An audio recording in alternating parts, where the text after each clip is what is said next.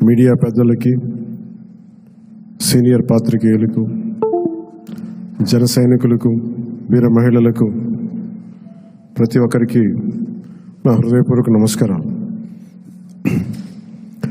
ఎన్నికలు అయిపోయి రిజల్ట్స్ వచ్చిన తర్వాత ఎప్పటికప్పుడు మన ఎమ్మెల్యే అభ్యర్థులందరికీ చిన్నపాటి సత్కారం చేయాలి. ప్రజలు ఇచ్చిన సత్కారం కంటే పెద్దది కాదు ఇది. కాకపోతే నాకు చెయ్యాలి అని వచ్చిన కోరిక ఈరోజు చాలా రోజుల తర్వాత నెరవేరింది. మనం చేసింది మొన్న బాంబేకి వెళ్ళి మన మ్యారేజ్కి వెళ్తే అంబానీ గారి ఇంట్లో పెళ్ళికి వెళ్తే అందరూ కూడా మాట్లాడుతుంది 100% పోటీ చేసిన ప్రతి సీటు మీరు ఎలా గెలిచారు. భారతదేశపు రాజకీయ చరిత్రలో ఇప్పుడు దాకా జరగలేదు. ఇది ఒక కేస్ స్టడీ అయిపోయింది చాలామందికి. చాలా పటిష్టమైన ఉన్నతమైన పొలిటికల్ ఇన్స్టిట్యూషన్స్కి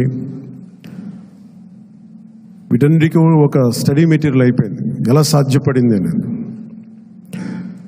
నేను ఇదే వేదిక పైన ఈరోజు ఒకప్పుడు ఈ వేదిక చాలా పెద్దగా అనిపించేది నాకు. మన సైజు పెరగటం వల్ల, పార్టీ సైజు పెరగటం వల్ల ఈరోజు ఈ వేదిక చాలా చిన్నది అయిపోయింది. ఇదివరకు ఇదే హాల్ చాలా పెద్దగా అనిపించేది. అంటే ఎక్కువ జనం ఉండేవాళ్ళు ఆ రోజున. యాక్చువల్గా కిటకిట్లు ఆడిపోయేది, చాలా పెద్దగా అనిపించింది. కానీ ఈరోజు తక్కువ మంది ఉన్నా కానీ ఇంత చిన్నగా ఉందంటే ఆఫీస్ అనిపించింది. అంటే నాకు అనిపించింది ఏంటంటే మనకు సాధించిన విజయం ఈ ఆఫీస్ కూడా సరిపోవట్లేదు. ఇది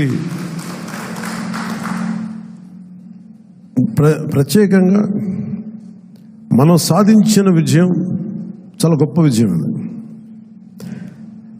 ఇదే మనం దెబ్బతిన్న మన పరాజయం కానీ,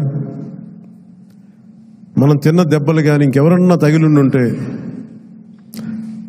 కనీసం ఒక పక్షం రోజులు కూడా నడిపేవారా అని అనిపిస్తుంది.